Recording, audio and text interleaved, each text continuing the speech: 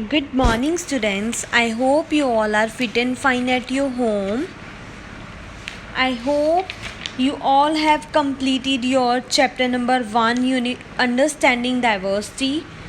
And मैंने आपको question answers भी सेंड किए थे एंड एक्सप्लेनेशन भी आई होप आप सभी ने देख ली होगी और आपने क्वेश्चन आंसर्स भी कर लिए होंगे. हम कभी भी आपकी फेयर नोटबुक्स हैं जो हम स्कूल में मंगवा सकते हैं. So be ready for that. Complete your notebook as soon as possible. So अगर कोई भी डाउट है you can ask me any time. आपने आज क्लास अपनी लगाई होगी है ना, सोशल साइंस की कल भी लगाई होगी, तो आपको पता है कि नया चैप्टर स्टार्ट हो चुका है. Chapter name is diversity and discrimination. Diversity के बारे में हम ऑलरेडी पढ़ चुके हैं. So in this chapter we will discuss about prejudice and stereotypes. Okay, so let's come to the first point. Open your books, supplementary book and as well as NCERT book. Okay, so what do you mean by prejudice? Prejudice is having a prior opinion or judgment about people without reason or actual experience.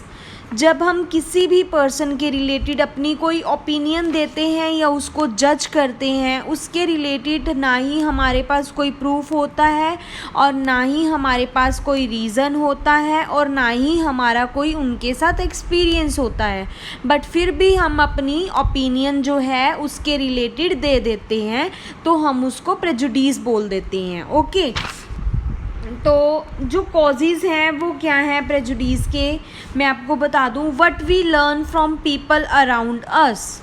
अब like एक example ले लेते हैं. आप 3 friends हो, ठीक है.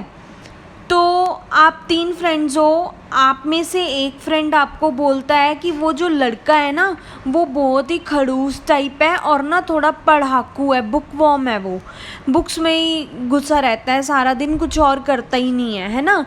तो आपने उसकी कही हुई बात मान ली, चाहे आपने उसके साथ कभी डील नहीं किया, उस लड़के के साथ जिस भी लड़के के बारे में बात की गई है, बट स्टिल आपने उस पर्सन पे विश्वास कर लिया, ट्रस्ट कर लिया जिसने आपको ये चीज़ बताई है. तो उसने अपनी ओपिनियन दी और आपने उसको मान लिया. तो हम कुछ अगर लर्न करते हैं या फिर कुछ हमें पता चलता है किसी भी पर्सन के बारे में, तो वो ओपिनियन लगा रहे होते हैं, है ना, हमने खुद एक्सपीरियंस नहीं किया उस चीज़ के बारे में.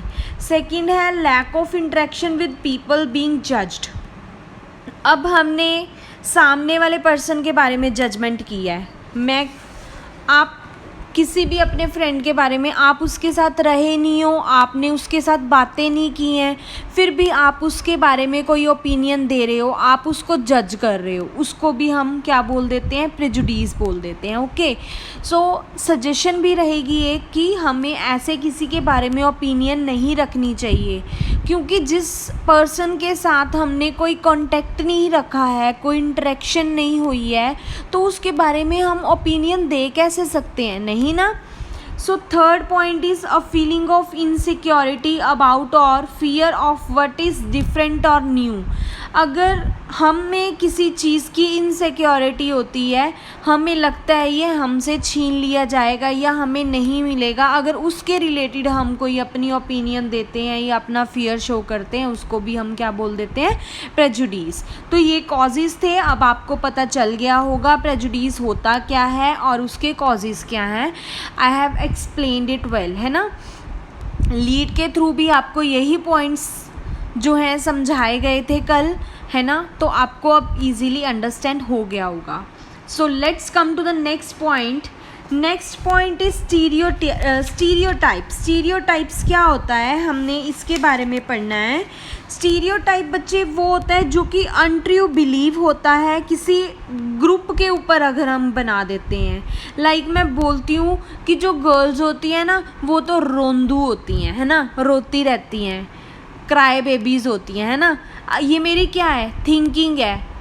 मैंने एक गर्ल के बारे में नहीं बोला, मैंने गर्ल्स बोला है, तो गर्ल्स में तो सभी आ जाती हैं ना.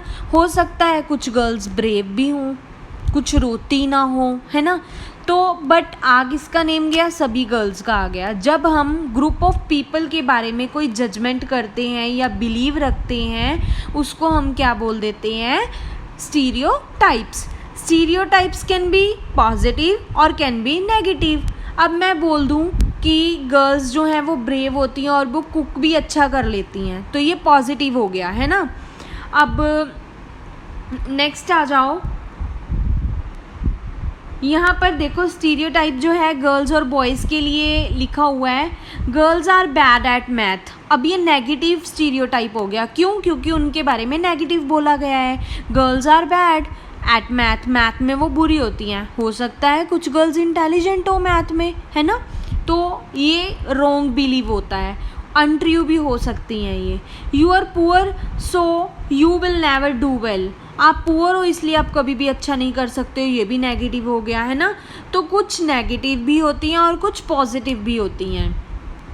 जैसे ये बॉय का लिया हुआ है, बॉयज़ आर नॉट क्रिएटिव नहीं होते हैं। जैसे कि हम कोई बोल देता है ना कि जो गर्ल्स की नोटबुक्स होती हैं वो तो बहुत क्लीन होती हैं, बॉयज़ ने तो बिल्कुल ही अच्छा काम नहीं किया होता, उन्होंने बिल्कुल भी डेकोरेशन नहीं की होती।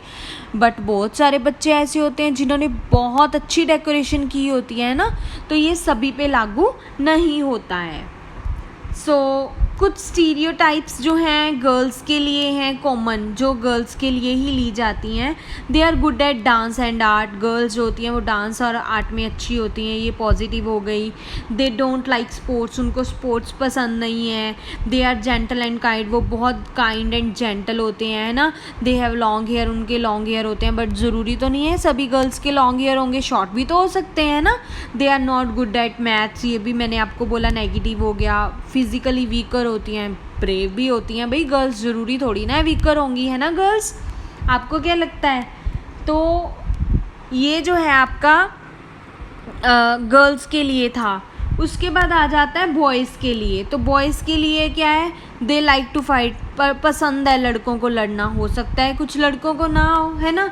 गुड होते हैं स्पोर्ट्स में, उनको पिंक कलर पसंद नहीं होता है, रोते नहीं हैं, स्ट्रॉन्ग होते हैं, और उनका बिहेवियर जो होता है वो बहुत बैड होता है। मैं तो नहीं मानती भाई इस चीज़ को, है ना, क्योंकि सभी बॉयज़ और सभी गर्ल्स इक्वल नहीं होती हैं। हर एक चीज़ में हर एक पर्सन में अपनी अपनी यूनिकनेस होती ही होती है। सो ये आपका था स्टीरियोटाइप। तो ये स्टीरियोटाइप जो होता है बच्चे, ये ग्रुप ऑफ पीपल के लिए होता है, पूरे ग्रुप के लिए माना जाता है ये, जैसे गर्ल्स और बॉयज़ के लिए मैंने आपको एग्जांपल्स दी। तो आपकी आज वाली क्लास में इतना ही था, है ना। अब मैंने आपको क्वेश्चन आंसर्स जो कल सेंड किए थे आपने उनको भी लर्न करना है, और जो मैं आज सेंड करूँगी आपने उनको भी लर्न करना है। और आप अपनी NCERT बुक में देखो, उसमें बेटा एक पेज नंबर 14 पे और एक पेज नंबर 15 पे एक्टिविटी दी गई है ना। 14 पे प्रेजुडाइज के रिलेटेड दी गई है और 15 पे जो दी गई है वो स्टीरियोटाइप पे दी गई है। ये बहुत इजी है, अगर आपने मेरा आज का लेक्चर सुना है ना तो डेफिनेटली आप बहुत इजीली इसको कर लोगे। आई होप आप सभी ये कर लोगे, और आपने जो क्वेश्चन आंसर्स मैंने आपको करवाए हैं वो आपने आज लर्न करके रिटन प्रैक्टिस करके मेरे को पर्सनली लीड ऐप पे सेंड करना है। ओके बेटा, हैव ए नाइस डे।